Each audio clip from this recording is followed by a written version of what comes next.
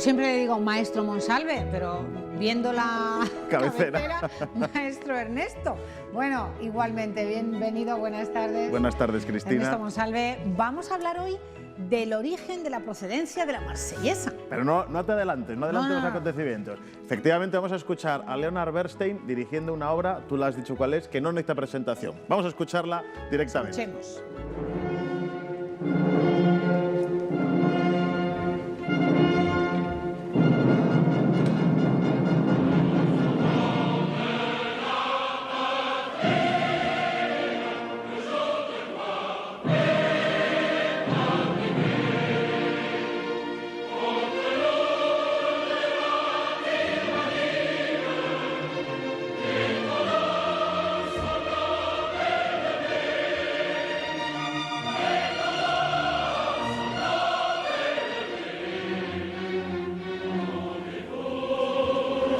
¡Qué maravilla! Si te sientes francesa. Te sientes francesa y además viéndolo bajo la batuta de uno de los grandes directores y compositores, el compositor de West Side Story, entre otras obras, fantástico y una interpretación muy increíble y que suena más a ópera, más a gran coro de música clásica que a un himno nacional. Y vamos a verlo, porque puede ocurrir, claro, esta es la música patriótica más famosa yo creo que hay en el mundo. Sí, sí. Probablemente no haya ningún ciudadano de la tierra que no asocie esto a Francia y que sepa que es su himno, el himno marsellés, la marsellesa.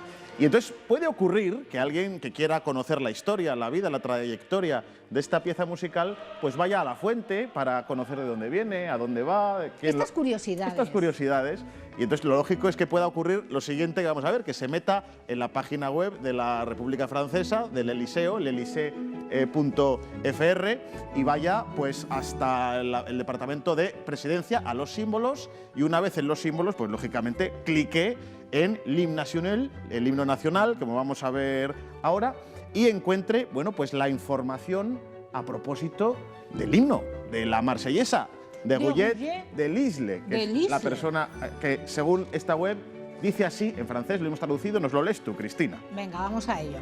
Su autor, Claude-Joseph Guyet de Lisle, nacido en 1760, fue capitán de ingenieros durante la Revolución. La noche del 25 al 26 de abril de 1792, tras la declaración de guerra del rey de Austria, compuso una pieza que tituló Canción de guerra para el ejército del Rin, cantada por los federados de Marsella, participantes en la insurrección. Se difundió de boca en boca y su éxito fue tal que fue declarada canción nacional, Ernesto, en 1795. Las primeras ediciones no estaban firmadas, lo que arroja dudas sobre si Guyet de Lisle, un compositor bastante mediocre, tengan en cuenta esto que ahora nos explicará el maestro, era realmente el autor. El 14 de julio de 1915 sus cenizas fueron transferidas a los inválidos. Un héroe nacional, enterrado con Napoleón y otros grandes líderes de la historia francesa y considerado como tal. Bueno, pues bien, este es Claude-Joseph Guyet de Lisle. Vamos a verle aquí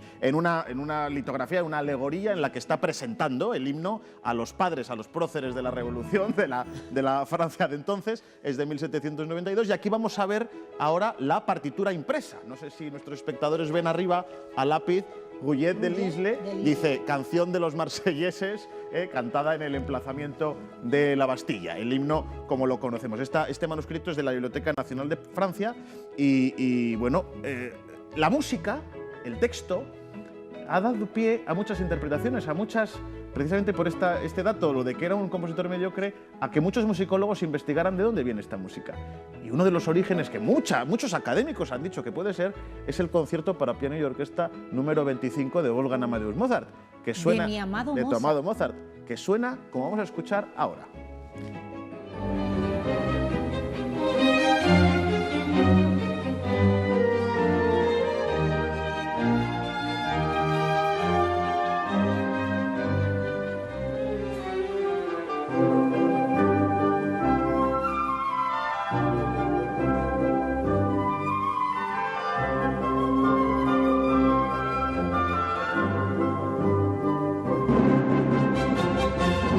La dirección de la música tarata, tan, tan, tan, Ay, tan, ay, ay. tan. Pero ya varía un Ahí- poquitín. ahí ya. se quedó. Entonces, ha habido especulaciones, gente que dice, sí, se inspiró en Mozart, no se inspiró en Mozart, yo de Isle.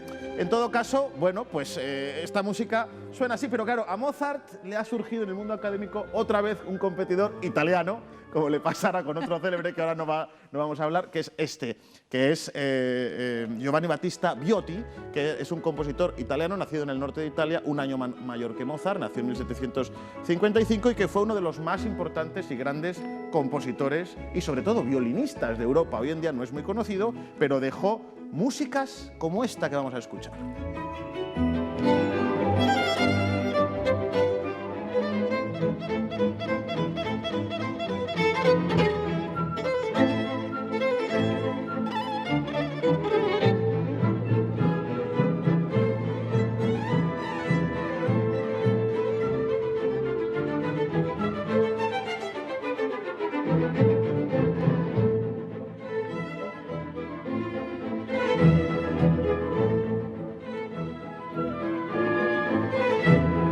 Un trabajo nada desdeñable, desde luego, y es lógico que este compositor, el autor de este Viotti, bueno, pues se convirtiera prontamente en uno de los compositores más importantes del París de 1780.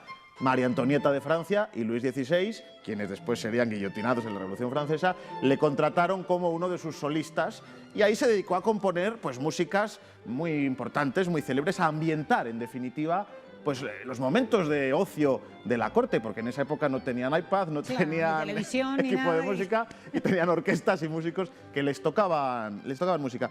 Y entonces, claro, en ese tiempo, en 1781, 18 años antes de la Revolución Francesa, Giovanni Battista Viotti escribió una música que suena de una manera que puede llamar a confusión, por eso no se interpreta mucho. A ver si a ti te confunde.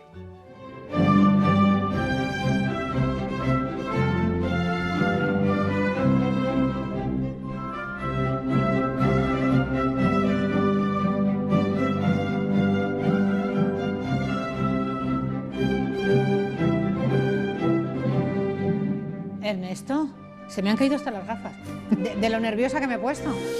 Así de nerviosos. Dame una explicación. Así de nerviosos te han debido poner algún francés también cuando ha descubierto esta pieza. Estos son unas variaciones para violín y orquesta de Giovanni Battista Viotti, escritas en 1781 para la ambientación de la corte. Es una música monárquica, ¿sí?, para que el rey se entretuviera en sus momentos de ocio. Nada que ver con lo que asociamos hoy en día. Viotti, de hecho, intentó ganar fortuna en Francia, intentó ser director de la Ópera de París, no lo consiguió y fundó un teatro, y cuando la guillotina se empezó a llevar por delante a unos cuantos, incluyendo a sus jefes, él huyó a Londres, pero pocos años después regresaría a Francia ya con los Borbones otra vez en el trono, en la figura de Luis XVIII, que vamos a ver precisamente ahora, y entonces él sí que consiguió por fin el puesto de director de la Ópera de París. Claro, hablamos de 1819, la revolución había pasado Napoleón Bonaparte. Claro, cualquiera se atreve a decir que aquella música prohibidísima en este momento era originalmente de él, así que parece ser que se lo cayó, que escondió el manuscrito, que ahí quedó. Claro, y en el año 2015, la marca Decca de grabación de discos de música clásica publicó por primera vez el anuncio y el estreno absoluto de esta música. Aquí vemos la portada de ese disco, que supuso, por supuesto, un escándalo en Francia, porque significaba que la marsellesa, como la conocemos y como la anuncia la República Francesa, es un fraude, porque sería la música monárquica de un italiano. Claro, o sea, monárquica y de un italiano. Claro, y llevaría además al traste tantísimas y tantísimas melodías y obras escritas, incluyendo, que no sé si lo conoces, una versión española de esta obra, de la marsellesa, que fue una zarzuela que escribió Manuel Fernández Caballero y que en versión española y con su orquestación suena de este modo. Traidores del cielo patrio van a hollar. ¿Para quiénes son esas cadenas que forjando iracundos está? Que forjando iracundos está. Son para ti, pueblo querido, presto vete a la afrenta a vengar el furor en allá la victoria o la muerte.